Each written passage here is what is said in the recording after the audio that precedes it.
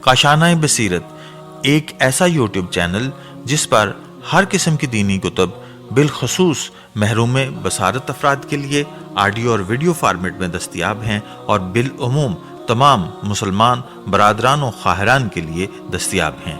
इसलिए आपसे गुजारिश है कि बेल आइकन को प्रेस करके हमारे इस चैनल को ज़रूर सब्सक्राइब कीजिए ताकि आइंदा आने वाली हर किताब आपको बर वक्त मिलती रहे।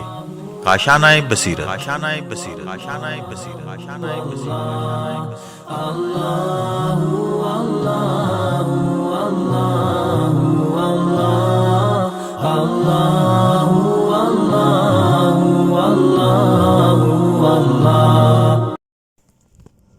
बिस्मिल्लाहिर्रहमानिर्रहीम। अस्सलाम वालेकुम। काशानाए बसीरत के यूट्यूब चैनल से आपसे मुखातिब हूँ और ज़ेर मुताला किताब का नाम है गदीर कुरान हदीस और अदब में, जिसका वॉल्यूम 4 हम पढ़ रहे हैं और पेज नंबर 94 तक पढ़ा था हमने इससे पहले वाले हिस्से में, यानी 7वें पार्ट में। और अब जबकि हम इसका चौथी जिल्द का 8वां पार्ट शुरू कर रहे हैं तो पेज नंबर 95 से शुरू करेंगे, जहाँ पर अबुल अब्बास ज़मी उनके बारे में तफसीलात दी गई हैं। यहाँ से शुरू होती हैं। वफ़ात सन 398 सन हिजरी। पाक व पाकीज़ा और बुलंद आवाज़ अली अलैहिस्सलाम के लिए ऐसी अज़मत व शराफत है जिसने कोहे सबीर का अहाता कर लिया है। वो जो रसूल खुदा सल्लल्लाहु अलैहि वसल्लम अल्लाहुम्मा सल्ली अला मुहम्मद व आले मुहम्मद के सनूम स्वाद नून वाव और फिर ब्रैकेट में है शरीके हिदायत और गदीर के दिन उनके वसी बने। वो जो फ़ातिमा सलामुल्लाह अलैहा के शौहर और शबीर और शब्बर के वालिदे माजिद हैं। ये एक शेर इब्तिदा में, जैसा कि हम मुसलसल देख रहे हैं कि जितने भी अंदलीबान गदीर हैं उनका जब इब्तिदा होती है, उनके बारे में जब हम पढ़ना शुरू करते हैं तो पहले उनका कोई शेर मौजूद होता है और उसके बाद उसकी बाज़ औक़ात जो है वो तर्जुमा है और बाज़ औक़ात नहीं भी है। वैसे ज़्यादातर अभी तक जितना पढ़ा उसमें तर्जुमा है, उसके बाद आगे की डिटेल्स हैं। तो आइए आगे बढ़ते हैं। शेरी ततब्बा। सहीर मक्का का बुलंद तरीन पहाड़ है जो अरफा और मक्का के दरमियान वाक़ है। इस पहाड़ पर कबीला हज़ील का एक मुमताज़ तरीन शख्स मर गया था। इसी के नाम पर पहाड़ को मारूफ़ कर दिया गया। हाफिज़ अबू नईम ने मा नज़ल फ़िल क़ुरआन फ़ी अली और नज़नी ने ख़साइसे अलविया में शोबा अब्दुल्ला बिन अब्बास से रिवायत की है कि हम रसूल खुदा सल्लल्लाहु अलैहि वसल्लम के साथ मक्का में थे। रसूल खुदा ने मेरा हाथ पकड़ा और कोहे सबीर पर ले गए। वहाँ 4 रकत नमाज पढ़ी, फिर सर को आसमान की तरफ उठाकर फरमाया, खुदाया मूसा बिन इमरान ने तुझसे तमन्ना की थी, इसी तरह आज मेरी भी तमन्ना ये है कि मेरा शरह सद्र फरमा, मेरे उमूर में आसानी करामत फरमा, मेरी ज़बान की गिरह खोल दे ताकि लोग मेरी बातों को अच्छी तरह समझ सकें, और मेरा वज़ीर मेरे ही ख़ानदान का एक फ़र्द अली इब्न अबी तालिब को बना दे। इसके ज़रिए से मेरी कमर को मज़बूत कर दे, इसे मेरे कामों में शरीक करार दे। इब्न अब्बास का बयान है कि मैंने एक आवाज़ सुनी, ए मोहम्मद सल्लल्लाहु अलैहि वसल्लम, जो तुमने मांगा तुम्हें दिया गया। हम आ चुके हैं पेज नंबर 97 पर। शायर के हालात। काफ़ी ओहद अबुल अब्बास अहमद बिन इब्राहीम ज़मी कबीला ज़बा से थे, वज़ीर थे। इनका लक़ब रईस था। साहब बिन इबाद के बाद इंतज़ाम मुमलिकत और सियासत की मुमताज़ तरीन शख्सियत थे। अदब परवरी में भी मारूफ़ थे। साहब के मुक़र्रब ख़ास और इनसे गैर मामूली इक्तिसाब फैज़ किया। फिर इनके बाद ख़ुद उनकी दानिश व अदब में मुस्तकिल हैसियत हो गई और शोरा अदबा की परवरिश व पर्दाख करने लगे। इनकी बुलंदी शर्फ की वजह से सन 358 हिजरी में साहब के इंतकाल के बाद فخر الدولہ نے منصب وزارت عطا کرتے ہوئے صاحب کا جانشین بنایا اور ابو علی کو ان کا معاون قرار دیا، جن کا لقب جلیل تھا۔ ان کی عظمت و جلالت کا آوازہ اس قدر بلند ہوا کہ لوگ دور دور سے اپنی حاجت لے کر آتے اور فیض ثقافت سے نہال ہو کر واپس لوٹتے۔ اس سلسلے میں مدح سراؤں کی تعداد بہت زیادہ ہے۔ باقی وہ صاحب کے جانشین صالح تھے، ان کے تمام عادات و خصائل کو اپنا لیا تھا۔ اصفہان کی جامع مسجد کے پاس انہوں نے گٹری پوشوں کے قیام کے لیے لمبی چوڑی سرائے بنوا دی، جس میں مسافر آ کر ٹھہرتے۔ اسی سے متصل ایک مطالعہ گھر بھی بنوا دیا تھا، جس میں مختلف علوم و فنون کی نفیس و قیمتی کتابیں جمع تھیں۔ کتاب محاسن اصفہانی کے مؤلف اور دوسروں کا بیان ہے کہ اس کتب خانے کی فہرست کتب 3 جلدوں میں تھی۔ ادیبوں اور شاعروں نے ان کے محاسن و فضائل کا اعتراف کیا ہے۔ ان میں سے جن ادیبوں نے کیا ہے ان میں سے چند یہ ہیں۔ اچھا، یہاں پر اب یہ پیج ختم ہو جاتا ہے۔ 96 اور ریفرنسز ہے، یتیمۃ الدہر ہے، معجم الادباء ہے، تاریخ کامل ہے، معالم العلماء ہے، دیوان مہار ہے اور عیان الشیعہ ہے، یزدانی کا دائرۃ المعارف ہے۔ ٹھیک ہے، اب دیکھتے ہیں کہ جن ادیبوں اور شاعروں نے ان کے محاسن اور فضائل کا اعتراف کیا ہے ان میں سے جو ہے ان میں سے چند کا بیان یہاں پر دیا گیا ہے، چند کے بارے میں بتایا گیا ہے، اور پیج نمبر 97 پر ہم آ چکے ہیں۔ نمبر 1 ابو عبداللہ محمد بن حامد خوارزمی۔ نمبر 2 ابو الحسن علی بن احمد جوہری جرجانی۔ نمبر 3 محیا رد لمی، اور یہاں پر ساتھ ساتھ میں ریفرنسز بھی ہیں، دیوان مہار سے پتہ چلا ہے یہ اس کا ریفرنس دیا گیا ہے۔ اور اس کے بعد نمبر 4 ہے ابو الفیاض سعد بن احمد تبری۔ نمبر 5 سعد عین دال، ٹھیک ہے، سعد بن محمد جرجانی۔ نمبر 6 پہ ہے ابو القاسم عبد الواحد بن محمد بن علی بن حریش اصفہانی۔ ریفرنس ہے یتیمۃ الدہر۔ ان کے زمانہ وزارت میں یہ واقعہ پیش آیا کہ مجد الدولہ کی ماں نے ابو العباس پر الزام لگایا کہ میرے بھائی کو زہر دیا ہے، اور 2000 دینار اس کے مراسم تعزیت بجا لانے کے لیے طلب کیے۔ ابو العباس نے ادائیگی سے انکار کیا اور اس کے خوف سے بروجرد کی طرف بھاگ گئے۔ یہ علاقہ بدر بن حسبیہ کی علمداری میں تھا۔ کچھ دنوں کے بعد حاضر ہوئے کہ مطالبہ ادا کریں اور منصب وزارت پر واپس آ جائیں، لیکن قبول نہ کیا۔ پھر بروجرد میں ہی مقیم رہے اور 398 سنہ ہجری میں انتقال کیا۔ کچھ لوگوں کا خیال ہے کہ فخر الدولہ کے فوجی افسر ابو بکر نے خود ابو العباس کے نوکر کی سازش سے ان کو زہر دے کر مار ڈالا تھا۔ ان کے صاحبزادے نے جنازہ ایک حاجب کے ذریعے بغداد بھیجا اور ابو بکر خوارزمی کو خط لکھا کہ میرے والد نے جوار سید الشہداء میں دفن ہونے کی وصیت کی تھی۔ اس سلسلے میں قبر کی قیمت 500 دینار بھی روانہ کی۔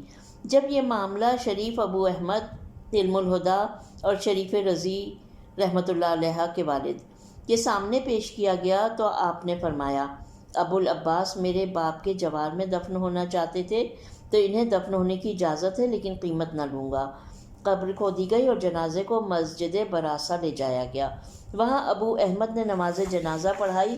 نماز میں اشراف و فقہا حاضر تھے۔ آپ نے حکم دیا کہ 50 افراد جنازے کو لے جا کر کربلا میں دفن کر دیں۔ معجم الادباء کا ریفرنس ہے، پیج نمبر 98 ہے۔ یہ شاعر غدیر محیا رویلمی نے 59 شعروں پر مشتمل بہترین مرثیہ کہہ کر ان کے فرزند سعد کو دینور بھیجا۔ ان کے علاوہ دوسروں نے بھی مرثیے کہے ہیں۔ ابو العباس کے فرزند ابو القاسم سعد بن احمد زمی نے بھی باپ کی طرح شرف و عظمت کے حامل تھے۔ بروجرد ہی میں قیام پذیر تھے۔ باپ کے انتقال کے چند ماہ بعد انہوں نے بھی دار فانی کو وداع کہا۔ مہیار ویلمی نے ان کا بھی مرثیہ کہا ہے۔ یہاں پر شاعر کے بارے میں یعنی ابوالعباس ضمی کے بارے میں جو ڈیٹیلز تھیں وہ ختم ہو جاتی ہیں۔ آئیے اب ہم پیج نمبر 99 پر چلتے ہیں، جہاں پر ایک اور اندلیب کے بارے میں تفصیل ہے۔ ابو رقاقمق انطاکی، وفات سن 399 ہجری۔ بوریا کے تخت کو لکھا کہ فصیل اونٹ کے بچے کا نام ہے۔ غدیر کے متعلق پھر ان کے 2 شعر ہیں جن کا ترجمہ میں پڑھ رہی ہوں۔ ہرگز نہیں اس کی قسم جس کی فضیلت میں رسول خدا صلی اللہ علیہ وسلم نے بروز غدیر خطبہ ارشاد فرمایا کہ میرا سردار علی ساری کائنات میں بے مثل و نظیر ہے۔ شاعر کا تعارف۔ ابو حامد احمد بن انطاکی مصر کے باشندے تھے۔ ابو رقاقمق کے نام سے معروف تھے۔ مشہور نغمہ نگار اور عظیم فنکار تھے۔ ان کا شعری اسلوب اس قدر مقبول ہوا کہ صاحب طرز شاعر بن گئے۔ ان کی شاعری میں شوقی اور ظرافت کی بھی چاشنی پائی جاتی ہے۔ ایام شباب شام میں گزرے، پھر مصر چلے آئے، وہیں انہیں عالمگیر شہرت حاصل ہوئی۔ انہوں نے علم و ادب میں اپنا ممتاز ترین مقام بنا لیا۔ بادشاہوں، سرداروں اور رئیسوں کی مدح و ثنا کی،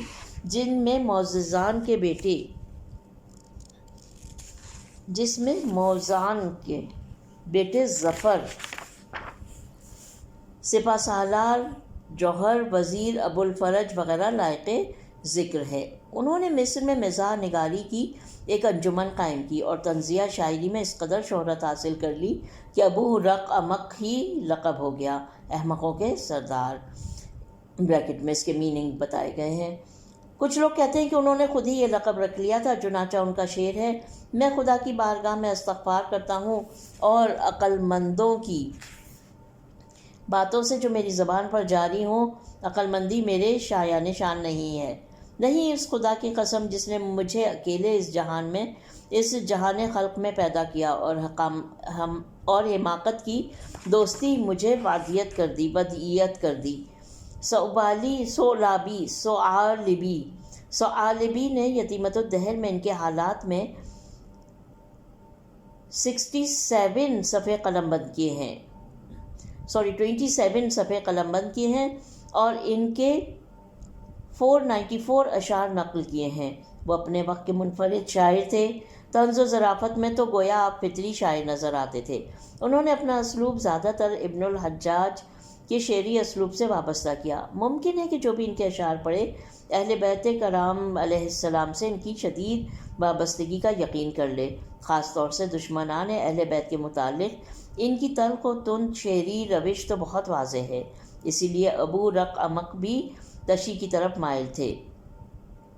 صاحب نسیمۃ السحر نے تو انہیں شیعہ شاعروں میں شمار کیا ہے۔ انہوں نے دیوانگی کا مفہوم زیادہ بیان کیا ہے۔ ابن خلقان نے اپنی تاریخ میں ان کے حالات بیان کیے ہیں۔ پھر کہتے ہیں کہ امیر مختار مسیحی کا بیان ہے کہ سن 399 ہجری میں انتقال کیا۔ کچھ لوگوں نے اضافہ کیا ہے کہ بروز جمعہ 22 رمضان کو انتقال کیا۔ بعض نے ماہ ربیع الاول کہا ہے۔ انتقال کے وقت مصر میں تھے۔ ان کے حالات مرات الجنان، شذرات حنبلی، معید العلام اور تاریخ ادب اللغت میں دیکھے جا سکتے ہیں۔ یہاں پر بھی ریفرنس کے طور پر یتیمۃ الدہر کا نام ہے، نسیمۃ السحر کا نام ہے، وفیات العیان کا نام ہے، مرات الجنان کا نام ہے، تاریخ الآداب الملفتہ کا نام ہے۔ ٹھیک ہے، یہاں پر ابو رقاقمق انطاکی کے جو حالات بیان کیے گئے ہیں وہ یہاں پر ختم ہو جاتے ہیں۔ اور آئیے ہم آگے بڑھتے ہیں پیج نمبر 100 پہ ان کے جو بھی زندگی کے حالات تھے اور پھر ان کے وفات کے بارے میں جو تفصیلات تھیں وہ یہاں پر بیان کر دی گئی ہیں۔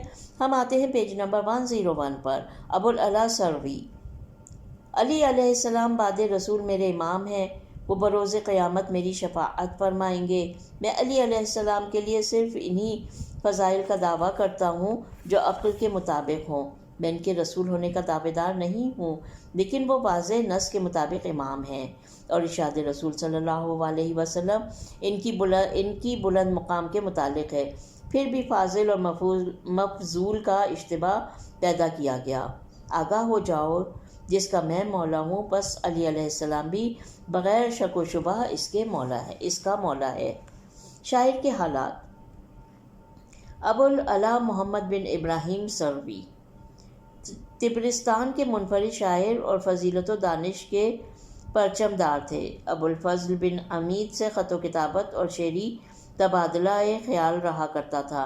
ان کی تالیف اور اشعار بہت دقیق اور نمکین ہیں۔ اکثر کو یتیمۃ الدہر محاسن اصفہانی اور نہایت العرب نویری میں بیان کیا گیا ہے۔ معجم حموی میں ان کے 5 اشعار طبرستان کے متعلق بھی نقل ہے۔ مدح اہل بیت علیہ السلام کے متعلق ان کے 27 اشعار مناقب شہر آشوب میں منقول ہیں، اور انہی تمام کتب کا یہاں پر ریفرنس کی جو لسٹ ہے وہاں پر بھی بتایا گیا ہے، یہی تمام کتب۔ Page number 102۔ اب یہاں پر ایک ان کا کوئی شعر ہے جس کا ترجمہ: دو متضاد چیزیں تیرے رخسار پر بہم پہچان ہے، پھر وہ ایک دوسرے سے اس حال میں مل گئیں، یہ اختلاف و افتراق روزگار رونما ہوا۔ یہ ایک سفید پرچم نمودار ہوا اور دوسرا سیاہ۔ مجھے حیرت ہے کہ دو متخالف شعار کی حامل اشیاء کیسے متحد ہو گئیں۔ یہی شاہان بنی عباس ہیں جنہوں نے سیاہ لباس اپنا شعار شرافت بنا لیا، اور یہ دانشمند و خنثیٰ فرزندان سبتین ہیں جنہوں نے اپنا پرچم سفید قرار دیا۔ کتنے ہی جوان سال رونق والے ہوتے ہیں جن میں دوام نہیں ہوتا، اور کتنے ہی کہن سال ہوتے ہیں جن میں خرومندی ہوتی ہے۔ بات دراصل یہ ہے کہ جوانی کے بعد پیری سپیدی صبح کی طرح ہوتی ہے۔ جوانی کے بعد پیری سپیدی صبح کی ہوتی ہے جو سیاہی کے چہرے سے پردہ ہٹاتی ہے۔ علاوہ ازیں پیری آنے سے جوانی کے ماضی کی کدورتیں اور تاریکیاں صفا و روشنی میں بدل جاتی ہیں۔ اگر فرزندان زہرا کی حقانیت کے لیے صرف یہی ایک گواہی ہوتی تو کافی تھی کہ بنی عباس کا پرچم سیاہ ہے جس میں نخوت اور تکبر ہے، اور فرزندان زہرا سلام اللہ علیہا کا پرچم سفید ہے جو حق و عدالت کا نشان ہے۔ یہ گواہی پراسرار ہے، اس پر سے پردہ ہٹا کر انصاف کرنا چاہیے۔ فاطمہ زہرا سلام اللہ علیہا کے دونوں فرزند اور ان کے شوہر سے رسول خدا اس طرح سرفراز ہوئے کہ اس کو احاطۂ تحریر میں نہیں لایا جا سکتا۔ ان کے افتخارات مجسم ہو جائیں تو ان کے فضائل کا گوشوارہ بن جائیں، لیکن ہوا کچھ یوں کہ اہل بیت کے بارے میں عقلیں منقلب ہو گئیں، اور اب نور خدا بجھا بجھا سا ہے۔ آگاہ ہو جاؤ کہ ابوالحسن نے علم و دانش سے تاریکیوں کو دور کیا اور دلوں کی آگ ٹھنڈی کی۔ کیا ان کا زہد میں کوئی مثل و نظیر ہے؟ جبکہ دنیا ان کے قبضہ اختیار میں تھی، کیا ان سے پہلے کسی بشر نے محمد مصطفیٰ صلی اللہ علیہ وسلم کی اطاعت کی، اور ان کے آثار پر ان سے زیادہ کوئی جمع رہا؟ کیا ہم ان کے سوا کسی کو پہچانتے ہیں کہ جس کا لقب ذوالفقار کے ساتھ دیا گیا ہو، جو پہلوانوں کی طرح جھپٹا ہو، ایک سے ایک بہادروں کو مات دی ہو؟ جس وقت کے قوم کا بچڑا اپنے سینے میں سانس روکے ہوا تھا اور سامری تعجب سے دم بخود تھا، جنگ کے دن جبکہ دلوں پر موت کا خوف طاری تھا، وہ رسول کے دل سے اندوہ رفع کر رہا تھا۔ Page number 103۔ ان مرحلوں میں جبکہ میدان میں دلیروں کے پتے پانی ہو جائیں، وہ ہے کہ شیر ضیاء کی طرح بڑھ بڑھ کر حملہ آور ہے، کامرانی اس پر سایہ فگن ہے، مزید یہ کہ دشمنوں کے دلوں کو دہلا بھی رہا ہے، چاہے وہ بڑھ بڑھ کر حملہ آور ہے، چاہے وہ دھڑکنیں رواں ہوں یا ٹھہریں، تمام مخلوقات پر ان کی اطاعت لازم ہونے کے ثبوت موجود ہیں، برخلاف ہر حاسد اور منحرف افراد کے۔ پھر ان کی اولاد میں تمام ائمہ کی اطاعت کے بھی ثبوت واضح ہیں، جو اختران تاباں کی طرح ہیں اور ہدایت کے تاجوں سے آراستہ ہیں۔ ان میں بعض خانہ نشین علم و کمال میں مشہور تھے، بعض کے ہاتھ قبضہ شمشیر پر تھے، وہ بھی پاک و پاکیزہ معزز اور سبھی علامت حق تھے، وہ مشکل کشا تھے، مشکل پیدا کرنے والے نہیں۔ یتیمۃ الدہر کے یہ 2 شعر بھی دیکھیے۔ میں علی علیہ السلام کے چمن کی طرف سے گزرا، وہاں تمام پھول مسکرا رہے تھے، لیکن ہر لالا کے گلے سے خون ٹپک رہا تھا۔ وہ منظر بڑا ہی خوشنما تھا، میں نے ایسا منظر نہیں دیکھا کہ چشم خنداں ہو لیکن ان کی آنکھوں سے خون دل رواں ہو۔ ان کے علاوہ شاعر کے نرجس اور خطبہ الطیر، فاختہ قمری اور بلبل، بریکٹ میں لکھا ہوا ہے فاختہ قمری اور بلبل، پر بڑے نفیس اشعار ہیں۔ صاحب بن عباد نے انہیں ایک خط لکھا تھا جس میں شوق ملاقات کا اظہار کیا تھا۔ ابو العلا عربوں کے برخلاف بڑا اجمی تعصب رکھتے تھے۔ اس سلسلے میں ابن عمید نے سرزنش کی۔ علامہ امینی رحمۃ اللہ علیہ نے خط کا کچھ متن اور بعض تلمیحات مثلاً حرب بسوس اور رگیف الخولہ اور صوت عذاب کی تشریح کی ہے۔ یہاں پر بھی ریفرنس میں جو ہے وہ آ جاتا ہے یتیمۃ الدہر اور الفطرائف واللطائف۔ اب یہاں پر نمونہ کلام پیج نمبر 104 پر ہے اور اس میں ابن شہر آشوب مازندرانی نے مناقب جلدوم میں مدح اہل بیت سے متعلق 27 شعر نقل کیے ہیں۔ یہاں آخر کے 8 اشعار نقل کیے جاتے ہیں جو کہ عربی میں ہیں اور ان کا اردو ترجمہ یہاں پر موجود نہیں ہے، اور اس کے ساتھ ہی یہاں پر ابو العلا سروی کے بارے میں جو ڈیٹیلز دی گئی تھیں وہ پیج نمبر 104 پہ ختم ہو جاتی ہیں۔ اب آئیے ہم آگے بڑھتے ہیں۔ ابو محمد اونی،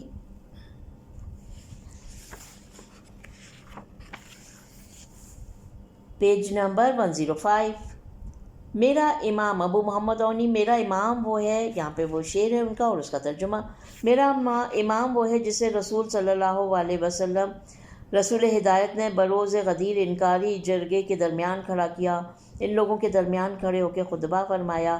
حمد خداوندی کے بعد واضح طور سے فرمایا، آگاہ ہو جاؤ، یہ مرتضیٰ جو فاطمہ سلام اللہ علیہا کا شوہر ہے، یہ علی علیہ السلام میری دامادی سے سرفراز ہے اور بڑا ہی معزز داماد ہے۔ یہ میرے علم کا وارث ہے اور تمہارے درمیان خدا کی طرف سے میرا خلیفہ ہے۔ میں اس کے تمام دشمنوں سے اپنی براعت کا اعلان کرتا ہوں۔ کیا تم نے سنا؟ تم نے اطاعت کی؟ کیا تم نے میری بات اچھی طرح سمجھ لی؟ سب نے ایک ساتھ کہا، ہم اس معاملے میں علی سے اناد نہیں رکھیں گے۔ ہم نے سنا اور اطاعت کی۔ اے مرتضیٰ، آپ میری بات پر بھروسہ رکھیں۔ لیکن انہوں نے غداری کی۔ حدیث معراج جس کا تذکرہ غدیر جلد 2 میں کیا جا چکا ہے، اس کے متعلق 7 شعر ہیں اور حدیث صحیح کی روایت رسول خدا سے کی گئی ہے جس میں کسی قسم کے شک کی گنجائش نہیں۔ آپ نے فرمایا، جب میں آسمان پر گیا تو دیکھا کہ بہت سے فرشتے گوشہ چشم سے ایک شخص کی شبیہ کو دیکھ رہے ہیں جو ان کے درمیان ہے۔ عظمت کی وجہ سے اس کے اور میرے درمیان اچھی طرح دیکھنے سے پردہ حائل تھا۔ میں نے کہا، میرے دوست جبرائیل، یہ کون ہے جسے فرشتے دیکھ رہے ہیں؟ Page number 106۔ جبرائیل نے کہا، تمہیں بشارت ہو؟ میں نے کہا، کس بات کی بشارت؟ کہا کہ علی مرتضیٰ کی بشارت جنہیں خدا نے بہترین افتخار سے سرفراز کیا ہے۔ فرشتوں کو شوق ہوا کہ ان کی زیارت کریں تو خدا نے ان کی صورت تشکیل دے کر نصب فرما دیا۔ رسول خدا صلی اللہ علیہ وسلم مشتاقانہ ادھر تشریف لے گئے اور پھول جیسے چہرے کی شناخت کر لی۔ اونی کے یہ اشعار مناقب ابن شہر آشوب میں منقول ہیں۔ کیا رسول صلی اللہ علیہ وسلم نے کھڑے ہو کر بروز غدیر خطبہ نہیں فرمایا تھا جبکہ تمام لوگ آپ کے گرد تھے، اور آپ نے فرمایا، جس کا میں مولا ہوں اس کے یہ میرے بعد مولا ہیں، اور اسے بھائی بنایا لیکن لوگوں نے اسے نہیں مانا۔ اگر وہ ابو الحسن کو اپنا رہبر تسلیم کر لیتے تو تمام کائنات کے لیے کافی تھا، یہ راہ وحشتناک نہ ہوتی۔ لیکن ہوا یوں کہ ایک کینہ و عناد کے ساتھ موقع کا منتظر تھا، دوسرا اونٹ پر سوار بصرہ کی طرف رواں دواں تھی۔ مناقب میں ایک قصیدہ یہ بھی ہے، پس رسول خدا نے فرمایا، یہ آج سے میری امت کا مولا ہے، پروردگار جو کچھ میں نے کہا سن لے۔ اسی وقت ایک منکر اور کینہ توز منافق کھڑا ہوا، پھکتے جگر کے ساتھ رسول خدا کو آواز دی، کیا یہ ہمارے پروردگار کی طرف سے ہے یا آپ نے خود ہی اپنی طرف سے کہہ دیا ہے؟ रसूल अकरम सल्लल्लाहु अलैहि वसल्लम ने फरमाया, खुदा की पनाह, मैं बिदअती हरगिज़ नहीं हूँ। इस वक्त दुश्मन खुदा ने कहा, खुदाया, जैसा कि ये कह रहे हैं, अगर ये सच है तो मेरे ऊपर अजाब नाजिल कर दे। और इसके कुफ्र की वजह से इसी वक्त तेज़ी से एक आसमानी पत्थर नाजिल हुआ और खाक पर ढेर था एक कुश्ते बेगोरो कफन। एक बड़े कसीदे में अमीरुल मोमिनीन और तमाम आइम्मा के नाम बनाम मदह की है। रेफरेंसेस के लिए यहाँ पर मनाक़िब शहर आशूब, मनाक़िब इब्न शहर आशूब और ऊपर भी मनाक़िब इब्न शहर आशूब था, मनाक़िब आले अबी तालिब। Page number 107। बिलाशुबा रसूल खुदा चिराग हिदायत है, तमाम इंसानों पर खुदा की हुज्जत हैं। आप हक़ और वाज़ेह फ़ुरक़ान के साथ अज़ीमुल क़द्र खुदा की तरफ से आए हैं। बस जिन्होंने सबसे पहले इनकी तस्दीक़ की, हालांकि वो भी कम से नहीं थे, वही इनके वसी करार पाए। उन्होंने कभी खुदा का शरीक करार नहीं दिया और न कभी अपनी पेशानी बुतों के सजदा से आलूदा की। वही थे जो सबसे पहले ईमान लाए और इसी राह में जिहाद और नुसरत जैसी फ़जीलतों से सरफराज हुए।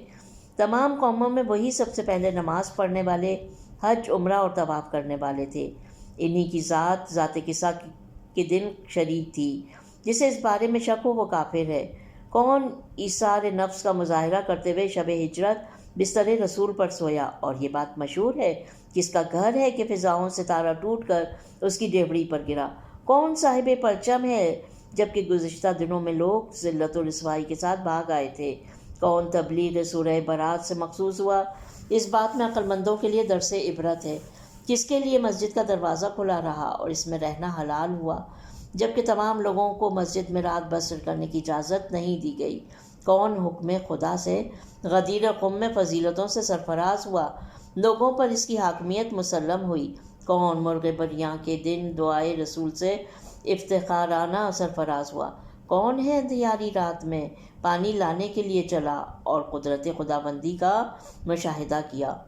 कौन रसूल सल्लल्लाहु अलैहि वसल्लम की जूतियाँ टाँकने वाला है। किसके लिए रसूल अल्लाह ने मुख्तलिफ अहादीस इरशाद फरमाई। इस बारे में हुनैन के दिन का वाक़या पूछो तो तुम समझ लोगे कि किसने सच्ची जंग की और कौन पीठ फिरा कर भागा। खुदा के सूरज से बात करने वाला, इसे पलटाने वाला, जबकि इसकी शुआएं गुरूब से दो चार हो चुकी थीं। असहाब कहफ से बात करने वाला, रात के वक्त ज़मीन तय करते हुए ज़रा इसको खबर को दरियाफ्त करो, और अजदहे का किस्सा जबकि आपसे मिंबर पर हम कलाम था और लोग गोल गोल करके जौक दर जौक भाग रहे थे, और इस खौफनाक शेर का वाक़या जिसने आपकी फजीलत का पूरी मार्फत के साथ इकरार किया कि आप खुदा की तरफ और हदीसे मशहूर की बिना पर रसूल सल्लल्लाहु अलैहि वसल्लम तक पहुँचने का दरवाज़ा है। आप उम्मत पर खलीफा मुकर्रर किए गए हैं। खुदा जो चाहता फैसला करता है और वो इल्म खुदा की पनाह है। Page number 108। एक कसीदा और भी है। ए बुरी उम्मत जो इबरतों और मिसालों के बावजूद भी नहीं जागी, जिसने आले रसूल को उनके खानवादे के हर अहद में तन्हा छोड़ा और जिसने अली मुर्तज़ा के साथ गद्दारी की, जो परचम हिदायत मखलूक के इमाम और मसाइब को दफ़ा करने वाले थे। उन्होंने बदरो, अहदो, खैबरो, हुनैन जैसे मुहीब मौक़ों पर कारे नुमायाँ अंजाम दिए। वो साहिब गदीर क़ौम थे, बिस्तर रसूल पर सोए और तबलीग सूरह बरात से मखसूस किए गए। मदह अमीरुल मोमिनीन अलैहिस्सलाम में एक और कसीदा ये भी है। और खुदावंद आलम ने आपको हय्यत व फरजानगी के लिबास से आरास्ता किया और इस तरह परवरिश की कि आप अज़्ज़ाम की परवरिश से बाज रहे। हमेशा आपने दीन मोहम्मद सल्लल्लाहु अलैहि वसल्लम के लिए ग़िज़ा फराहम की, बुढ़ापे, बचपन, कमसिनी और जवानी में। क्या आपके अलावा भी किसी के सामने मुश्किल मसला आया और आपने फ़ैसला करके लोगों के शुकूक रफ़ा किए। जब कौम ने बड़ी अर्क रेज़ी और कोशिश के साथ राय कायम की तो आपने इनकी राय के ख़िलाफ़ राय पेश की। कुरान इनकी राय के मुताबिक नाजिल हुआ।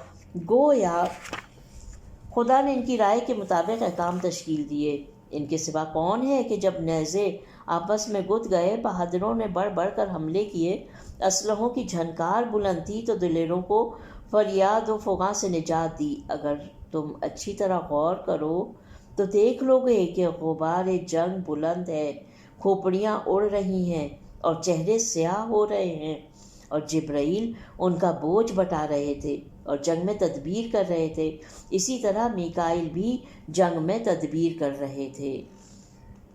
ریفرنس مناقب آل ابی طالب، اور دوسرا ریفرنس بھی مناقب آل ابی طالب کا ہی ہے، پیج نمبر 109۔ ان کے سوا کون ہے جس کے متعلق احمد مصطفیٰ صلی اللہ علیہ وسلم نے بروز غدیر اور دوسرے دنوں میں ارشاد فرمایا کہ یہ میرا بھائی تمہارا مولا اور امام ہے اور میرا خلیفہ ہے، جب تک تم موت سے ہمکنار نہ ہو جاؤ، اس کی منزلت مجھ سے وہی ہے جو ہارون کی موسیٰ سے تھی۔ اب تم حق کے معاملے میں ان سے بڑھنے کی جسارت نہ کرنا اور نہ ہی کوتاہی کرنا، جس طرح موسیٰ کی غیبت میں ہارون لوگوں کے سردار اور امام تھے، یہ بھی میرا خلیفہ ہے اور امام ہے، اور یہ تمام سبک باروں اور حتمی فیصلہ کرنے والوں سے بہتر ہے، یہاں تک کہ جب آپ کو سیادت تقویس ہوئی تو عمر بن خطاب نے کھڑے ہو کر کہا، آپ میرے مولا ہو گئے اور ہر شخص کے مولا ہو گئے جو نماز و روزہ کرتا ہے۔ آپ رسول خدا صلی اللہ علیہ وسلم کے مستحکم جڑ کی شاخ تھے، اور یہ شاخ پوری طرح سے تر و تازہ رہی، یہاں تک کہ وہ شاخ بلند ہوتی رہی جہاں تک آسمان کے پروردگار نے چاہا۔ جلال آمیز سرداروں کے ساتھ آپ کو کسی جوان سردار کا پابند نہیں بنایا، نہ کسی اسامہ نامی کی ولایت میں دیا۔ وہ ہر حال میں ماہر تھے، حیات و موت کی حالت میں، اور یہ معاملہ خدائے بلند و بالا کی طرف سے لازم قرار دیا گیا تھا۔ خدا آپ کو صلوات سے مشرف فرمائے، اور ملائکہ اس کی بارگاہ میں کرامت کے ساتھ صلوات نچھاور کرتے رہیں۔ اللہم صلی علی محمد وآل محمد۔ ایک قصیدہ یہ بھی ہے، اے آل محمد صلی اللہ علیہ وسلم، اگر آپ حضرات نہ ہوتے تو نہ سورج طلوع ہوتا، نہ زمین میں ہریالی مسکراتی۔ اے آل محمد صلی اللہ علیہ وسلم، ہمارا دل تمہارے سوگ میں ہمیشہ خون بہاتا رہتا ہے۔ اے آل محمد صلی اللہ علیہ وسلم، تم تمام کائنات میں بہترین اور ہماری آخری امید ہو۔ آپ کے والد ماجد تمام لوگوں سے بہتر تھے جو مصیبت میں لوگوں کی مشکلیں آسان کرتے ہیں، جنہیں پکارا جاتا ہے۔ ہم پہ یہ قرآن وصی مصطفیٰ صلی اللہ علیہ وسلم اور سبتین کے والد اور باپ سے زیادہ شرف تر فاطمہ زہرا سلام اللہ علیہا کے شوہر، پاک و پاکیزہ نسب والے، جن سے ہر بلند نسب والا اپنے کو وابستہ کرے، جن کے لیے رسول خدا صلی اللہ علیہ وسلم نے بروز غدیر فرمایا، جس کا میں مولا ہوں، عرب و عجم میں اس کا یہ مولا اور ڈرانے والا ہے۔ کیا کہنا اس کا جس کے آپ مولا بنے، میری جان آپ پر قربان۔ ان کا مثل و نظیر کون ہے؟ کائنات کے پروردگار اور اشرف الانبیاء کے واضح ارشاد کی بنا پر وہ تمام مخلوقات کے مولا ہو گئے، اور بروز قیامت ہاتھ میں لوائے حمد لیے ہوئے آئیں گے، اور تمام لوگ ہر جہت سے آپ کی اقتدا میں گرم سفر ہوں گے، یہاں تک کہ جب کچھ لوگوں کے قدم پل صراط پر ڈگمگائیں گے تو وہی مضطرب ہو کر جہنم میں گر جائیں گے۔ پیج نمبر 110 یعنی 110۔ شاعر کے حالات۔ ابو محمد طلحہ بن عبید اللہ بن ابی اون غسانی اونی، وہ اکثر اونی کے نام سے پکارے جاتے ہیں۔ ان کے اشعار ادب و شعر کی کتابوں میں بھرے پڑے ہیں۔ ان کی عبقری شخصیت تعریف کی محتاج نہیں، نظم پر بے پناہ قدرت حاصل تھی، الفاظ و عروض کے موتی رولتے تھے۔ ان کے حالات زندگی، قطعات، اشعار ان کی شیعت کے گواہ صادق ہیں۔ ولائے اہل بیت سے پوری طرح سرشار تھے۔ اونی کے اشعار کو شہروں اور آبادیوں میں بطور تحفہ ارسال کیا جاتا تھا۔ تمام لوگ مدح اہل بیت کے متعلق اشعار کو دل سے پسند کرتے تھے، بازاروں اور سڑکوں پر بلند آواز سے پڑھے جاتے تھے۔ ایک شاعر منیر نامے طرابلس کے بازاروں میں سنا کر لوگوں کی سماعت کی نذر کرتے تھے، لیکن منحوس ابن عساکر جیسے کو یہ بات قطعی ناگوار تھی کہ اہل بیت کی مدح بازاروں میں کی جائے۔ اس کے سینے پر سانپ لوٹ جاتا تھا جب وہ طنز کے ساتھ شاعر کا نام لیتے ہوئے کہتا کہ منیر شاعر طرابلس کے بازاروں میں اونی کے اشعار کو گا کر پڑھا کرتا تھا۔ اس کے بعد ابن خلقان کو جب اس واقعے کی خبر ہوئی تو کچھ زیادہ ہی آتش زیر پا ہوئے۔ لکھتے ہیں کہ منیر شاعر بازاروں میں گیت گایا کرتے تھے، باقی باتوں کو حفظ کر دیا، یقیناً ان دونوں سے حساب لیا جائے۔ منیر اپنا حق ان لوگوں سے طلب کریں گے تو خدا ظالموں کی گھات میں ہے، اور خدا تو ظالموں کی گھات میں ہے۔ ریفرنس تاریخ ابن عساکر اور وفیات العیان، پیج نمبر 111۔ وہ تمام قصائد و اشعار جو مدح ائمہ معصومین میں نقل کیے گئے ہیں انہی کی خالص شخصیت کے گواہ ہیں۔ بعض تذکرہ نگاروں نے کینہ توزی میں انہیں خالص شیعوں میں شمار کیا ہے، کیونکہ ابن شہر آشوب نے معالم میں لکھا ہے کہ ان کے کلام اکثر مناقب میں ہیں، لیکن اگر ان کے اشعار کا انصاف سے تجزیہ کیا جائے تو سمجھ میں آئے گا کہ وہ افراط و تفرید کے درمیان میں ہیں، جادہ اعتدال سے ذرا نہیں ہٹے۔ ایک شیعہ جو مقام شائستہ پر فائز ہونا چاہیے وہ اس سے بلند ہی ہیں۔ ان کے تمام مناقب حدیث رسول صلی اللہ علیہ وسلم سے مستعار ہیں۔ ان کی غلو کی نسبت محض جاہلانہ یا معاندانہ ہے۔ اونی کا تشیع ہر عہد میں مشہور تھا۔ ان تشیع ہر عہد میں مشہور تھا، ان کی زندگی میں بھی اور بعد وفات بھی، یہاں تک کہ جب بغداد میں سن 443 سن ہجری شیعہ سنی فساد ہوا اور باہم سخت خون ریزی ہوئی تو ستم پیشہ سنیوں نے تمام بزرگان شیعہ کی قبریں کھود کر لاشیں نکالیں اور نظر آتش کر دی۔ جن لاشوں کو نظر آتش کیا گیا ان میں اونی، جزعونی، ناشی صغیر، علی بن وصیف لائق ذکر ہیں۔ اونی کو فنون شعری پر بڑی مہارت حاصل تھی۔ وہ اسالیب، فنون اور بحروں کو بڑی فنی چابکدستی کے ساتھ جس طرح چاہتے استعمال کرتے تھے۔ ابن رشید عمدہ میں کہتے ہیں کہ نظم ایک نادر فن تھے جس کا نام قوادسی ہے۔ اس میں قیافہ شعری کو بڑی فنی چابکدستی کے ساتھ کبھی زیر، کبھی زبر اور کبھی پیش دیا جاتا ہے۔ میرے خیال میں اس فن کو سب سے پہلے اونی نہیں برتا۔ ان کا طولانی قصیدہ ہے۔ اب یہاں پر عربی میں وہ قصیدہ دیا گیا ہے۔ ہم آ جاتے ہیں پیج نمبر 112 پر۔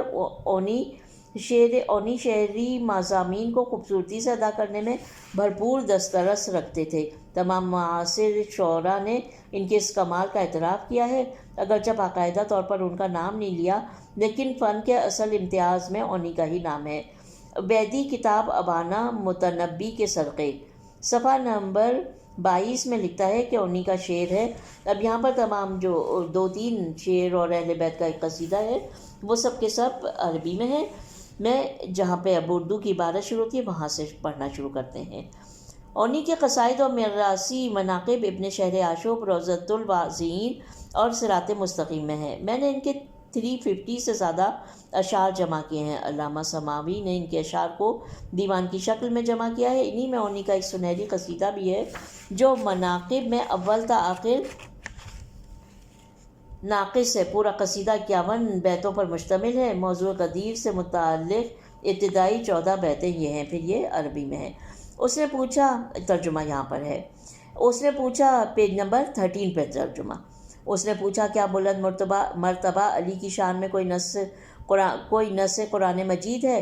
وہ وسیع احمد ہیں اور قبیلہ عدنان کے پاکیزہ گوہر ہیں، ان کے سوا دوسرا کوئی نہیں ہے۔ مجھے کوئی واضح نص بتاؤ۔ میں نے کہا ہاں، نص غدیر قم اور آیہ تبلیغ انہی سے مخصوص ہے۔ اس کے علاوہ بے شمار احادیث و نصوص ہے، اور بہت سی احادیث تو خائن ہاتھوں برباد ہو گئیں اور بنی امیہ کو خوش کرنے کے لیے چھپا دی گئیں۔ اے کن ذہن، کیا تو نے سنا نہیں کہ رسول خدا صلی اللہ علیہ وسلم نے ان سے بطور تہنیت فرمایا کہ تمہیں مجھ سے وہی نسبت ہے جو ہارون کو موسیٰ سے تھی، تو تم میرے جانشین ہو جاؤ۔ ان سے پوچھو پھر کیوں مخالفت کر رہے ہو؟ تم نے واقعہ مباہلہ نہیں سنا کیا تم نہیں جانتے کہ اس سے بڑی فضیلت ممکن نہیں؟ کیا کوئی ان کے برابر ہو سکتا ہے؟ ان کا رتبہ خدا کے نزدیک بلند ہے۔ رسول نے تو انہیں خود قرابت عطا کی۔ کیا تم نے نہیں سنا کہ رسول نے انہیں اپنا وصی بنایا؟ حالانکہ جیسا کہ تم دیکھ رہے ہو وہ فقیر تھے، اپنا قرض ادا کرنے کی ذمہ داری سونپی، کسی دوسرے کو یہ فخر نہ ملا، کسی نے ان کا قرض ادا نہیں کیا۔ اس نے پوچھا کیا کوئی آیت ہے کہ جو بغیر کسی تعلیل کے واضح طور سے علی علیہ السلام کی طہارت پر دلالت کرے؟ تنہا دہی صاحب فضل ہوں اور دوسرے ان سے محروم ہوں، تنہا وہی صاحب فضل ہوں اور دوسرے ان سے محروم ہوں۔ میں نے کہا خداوند عالم نے انسان کے آبا پر لباس شرف درست کرتے ہوئے آل ابراہیم کے لیے فرمایا ہے کہ میں نے انہیں فضیلتوں سے بہرہ مند کیا، انہیں لسان صدق عطا کی۔ انہی میں علی علیہ السلام ہے۔ حضرت ابراہیم ربانی تھے، پھر رسول بنے، پسندیدہ حضرت ابراہیم ربانی تھے، پھر رسول بنے، پسندیدہ رسول، پھر پاک و پاکیزہ خلیل بنائے گئے، پھر امام، پھر ہادی اور مہدی بنائے گئے، اور خدا کے نزدیک پسندیدہ ترین تھے۔ اس کے باوجود انہوں نے امامت کے متعلق کہا کہ میری ذریت میں بھی امامت قرار دے، تو خدا نے فرمایا میرا یہ منصب ظالموں کو نہیں ملے گا۔ اپنی مملکت میں ذات و وحدانیت سے انکار کیا، پاک ہے وہ ذات، وہ ہمیشہ اکیلا ہے۔ محمد صلی اللہ علیہ وسلم ہی اس امت کے حکم دینے والے اور روکنے والے۔ Page number 114۔ امر و نواہی میں ان کا شبیہ و نظیر نہیں، ان کا درخشاں قول و فعل بالکل خدا کے مطابق تھا، کبھی انہوں نے افتراء پردازی نہیں کی۔